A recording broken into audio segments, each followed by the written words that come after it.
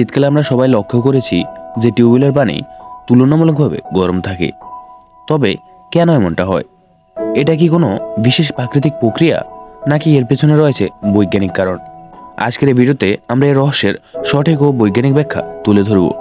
তাই ভিডিওটি পুরো দেখুন এবং শীতের সকালে টিউবওয়েলের পানির মিষ্টি উষ্ণতার রহস্য উদ্ঘাটন করব।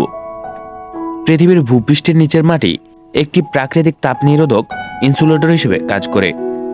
মাটির নিচে যে তাপমাত্রা থাকে তা বেশিরভাগ সময় বাইরের পরিবেশের তাপমাত্রা থেকে অনেকটা আলাদা হয়। শীতকালে যখন বাইরের তাপমাত্রা খুব কম থাকে, মাটির নিচে তাপমাত্রা তুলনামূলকভাবে বেশি থাকে। টিউবওয়েলের পানি মাটির নিচ থেকে উঠে আসে, তাই শীতকালে টিউবওয়েলের পানি তুলনামূলকভাবে উষ্ণ হয়। টিউবওয়েল সাধারণত 100 ফুট বা তারও বেশি গভীর থেকে পানি তোলে। এই গভীরতা পর্যন্ত মাটির তাপমাত্রা প্রায় স্থির থাকে, প্রায় 20 থেকে 25 ডিগ্রি সেলসিয়াস। শীতের সময় বাইরের পরিবেশের তাপমাত্রা যখন 5 থেকে 10 ডিগ্রি সেলসিয়াসে নেমে আসে, তখন এই পানি তুলনামূলকভাবে অনেক গরম অনুভূত হয়। এ কারণে শীতকালে টিউবওয়েলের পানি তুলনামূলকভাবে গরম লাগে। আরেকটি গুরুত্বপূর্ণ বিষয় হলো, শীতকালে আমাদের ত্বকের তাপমাত্রা বাইরের ঠান্ডার কারণে আরও কম থাকে, ফলে টিউবওয়েলের পানি আমাদের ত্বকের জন্য আরও উষ্ণ অনুভব হয়।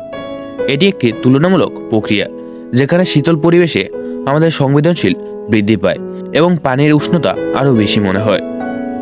এখন আমরা বুঝতে পারলাম শীতকালে টিউবওয়েলের পানি গরম লাগার পেছনে রয়েছে মাটির ভূতাপীয় বৈশিষ্ট্য, গভীর পানি, স্থিতিশীল তাপমাত্রা এবং আমাদের শরীরের তাপমাত্রার পরিবর্তন। প্রাকৃতির এই অসাধারণ প্রক্রিয়া আমাদের শীতের সকালকে আরও উপভোগ্য করে তোলে।